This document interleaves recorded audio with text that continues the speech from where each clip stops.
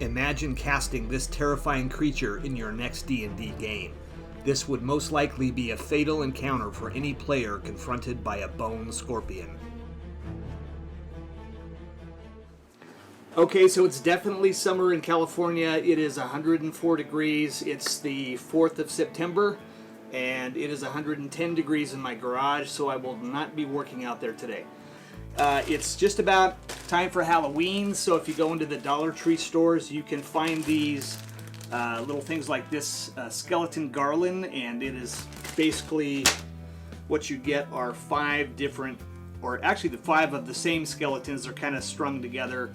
And they're about that size. So what I thought I would do is take these pieces apart, and you can take the arms, or actually you can take most of these pieces apart, and what you can do is reassemble them. I'm going to try gluing different things together. I'm going to cut and use a glue gun and kind of rearrange these into some weird shape, and I'm trying to make some kind of a bone creature for D&D play.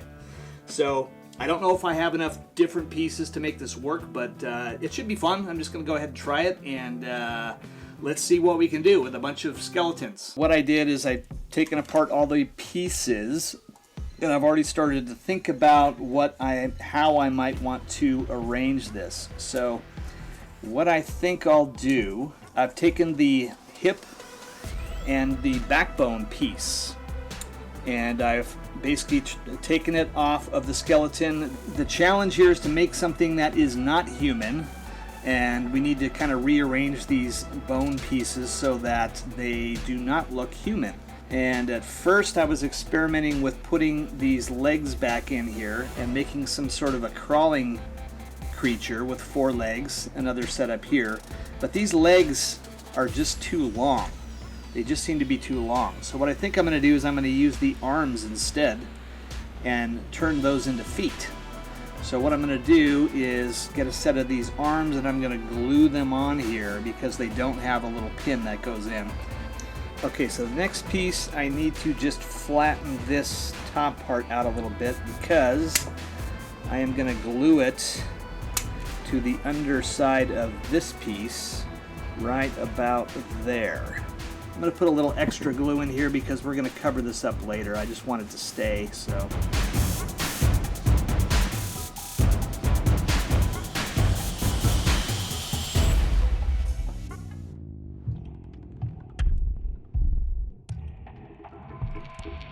And you might want to brush up on your dog anatomy. Like a dumb I put the legs facing the wrong way in the back. So again, the legs bend forward in the back and backwards in the front. That is the correct way. Okay, what I did here is I took 2 of these rib cage sections, and I just kind of cut this at a, I guess you could say almost like a 45-degree angle, and I took a second one and I did the same. And what I'm going to do is glue these together and make sort of a extended rib cage, and we'll see how this works out. I'm not sure how this is going to look, but we'll give it a try. I'm going to use some crazy glue gel here, a shot of Quickset should make those stick together. Okay, so I managed to get this far on the build with the skeletons, and of course I didn't film most of it. The reason being that I kept taking it apart and putting it back together in different ways. So far it looks pretty good. I've actually just completely torn apart that first bag of 5 skeletons, and I've done things like combine 2 of the legs into the front so it looks a little beefier. I managed to put 3 sets of legs, rear legs, on each side, and it's just salvaged some other pieces, some other spine pieces. And so what I've done is I've actually combined 3 separate rib cages in the front here. I've got 1 here on the bottom. I've got 2 here that are kind of split and offset to the sides, and then I've got 2 pieces up here that I'm going to use as arm sockets here. And then of course I have to find something for the head. I think this is going to be pretty cool. I printed out what I think is a really cool kind of creature design here, and I'm going to incorporate some of these elements into this build right here. So I'm going to add as much detail as I can here and just put these sharp things all over the place and maybe add a few more details. Probably on the back here I want to do some features on the back. I want to do something with the tail, and as far as the front goes, I've got the arms and whatever head piece I'm going to do. Alright, so today I'm going to attempt to carve a scorpion tail out of my XPS foam. I've never tried this before. It's going to be really delicate, and this could very easily go south once I even get started. But what I did, in case you want to try this, if it works out and you want to try it, XPS foam, sliced it in half, just print yourself out a scorpion tail, and I went ahead and drew that in. But these individual sections are weird. It's like a shrimp tail, and I have to go in and carve out all these little intricate details. And if you were to look at it from this view, it's almost like a hexagon. There's like 6 sides to it, so there's definitely some detail to be put in this. I'm going to give it a try. I'm going to use a number of different tools. I'm going to use an X-Acto knife. I've got my Dremel tool out here, and I've got a whole bunch of different bits that I'm going to use to make these little curves and details. And if it works, great. If it doesn't, it's going in the trash.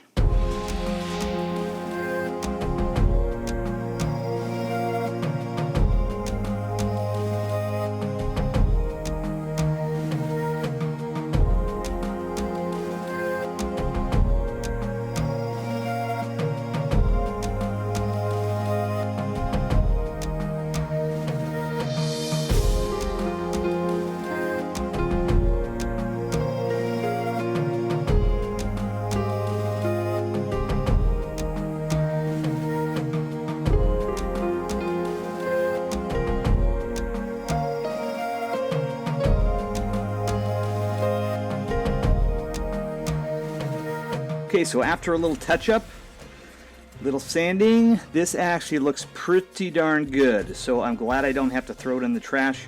I just have a few little details to sand in there. I managed to get the rough edges down with this sandpaper. Just lightly sanding here, I was able to get the details I wanted. And this is going to look really good with the coat of paint on it. What I'm going to do now is put in the barb. And this is just a little Sculpey. Piece of Sculpey that's oven baked, and I'm just going to poke a hole in there and get that in.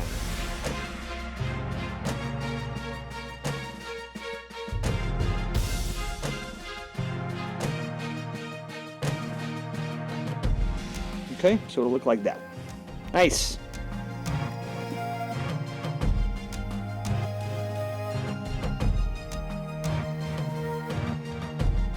Alright, have a look at this guy. He's looking pretty awesome. I have to say, I put the scorpion tail on and most of the other details, and this thing looks awesome. Admittedly, I'm missing a bunch of clips here, and normally I would have filmed all of these different details, but I had a camera malfunction and lost those clips. So I'll do my best to point out all the details that I added to my bone scorpion creature. I thought it would be cool if this creature had a set of praying mantis arms, so this is how I'm going to do that. I've got a leg bone and an arm bone here, and what I've done is I've taken we've got some rose bushes in back with some nice sharp little armor things on there, so I pulled off a bunch of those and we made some makeshift, I guess you could call these like praying mantis type arms. So the idea to finish this thing up, I'm going to paint these, and then they're going to kind of be tucked in here so as to appear that this would grab its prey just like a praying mantis would and sting it and do a whole bunch of different nasty things. Now I'm going to show you how I made the main arms on the creature.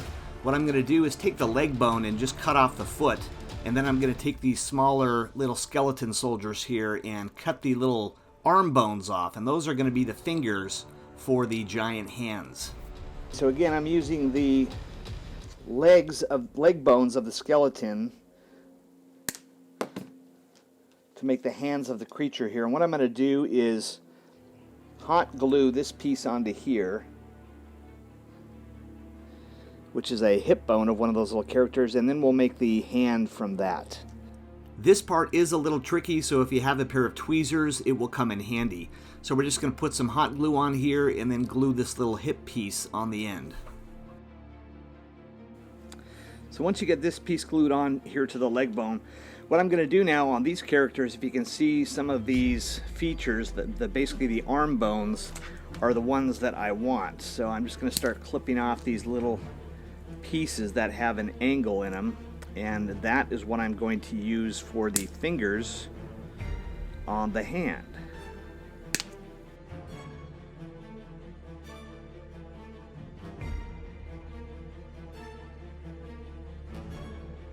Okay, then we're going to take this really angled piece here, I'm going to glue that on as the thumb for this creature.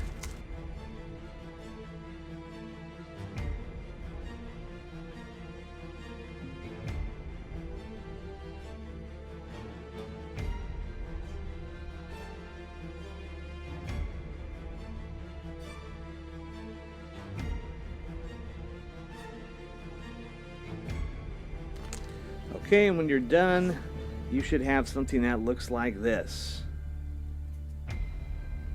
Just take off all the glue boogers, and you're good to go.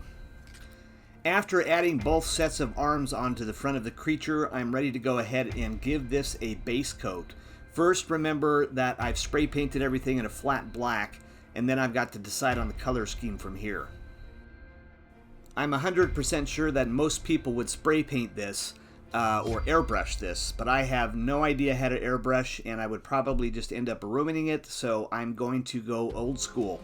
I'm going to give it a light dry brush of tan to start, and then I'm going to go with a lighter antique white or white on top of that. And again, if you remember the dry brush technique, you load up the brush and then dry it off, and then you just give it a light brush.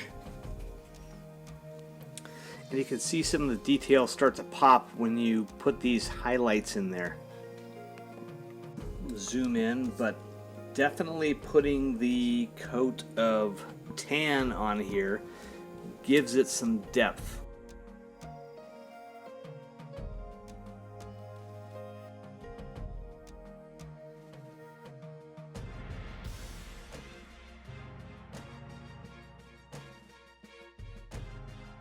So a couple of other hidden details that you may not have been able to spot. One of them is this spine on the back of the scorpion creature.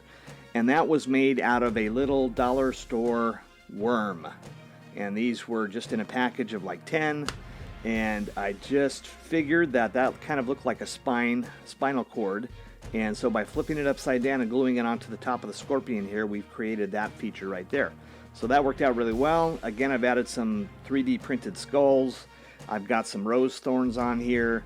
And all of these little Sculpey bones are placed all over the place. And I've even got some little mini skulls here and just kind of dressed this thing up until it looked super cool. So some of the details that I skipped over before I wanted to go over. And those are going to be these protruding bone pieces that are coming out here. That detail was just done with some Sculpey, and that's the oven-baked Sculpey.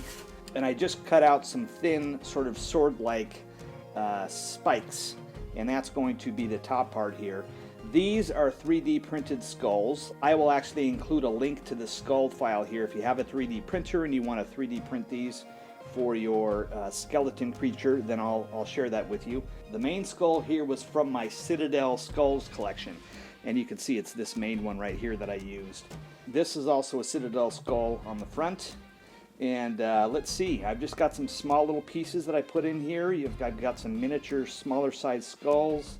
And really that is the only thing I didn't cover in the rest of the video here. So if you want to go back and add these details, it's really not that hard. I used a hot glue gun to put these spikes in here. I also used my hot glue gun to put all of the skulls on. And what I did is I added a few more of the rose thorns here around this creature. So you can see little details like that I've just added. But that's basically it. This bone scorpion creature is done. And I hope you enjoy the video. Don't forget to hit that like button, and please subscribe to our channel if you haven't already. We'll be back next week with another build or challenge. Thanks for watching.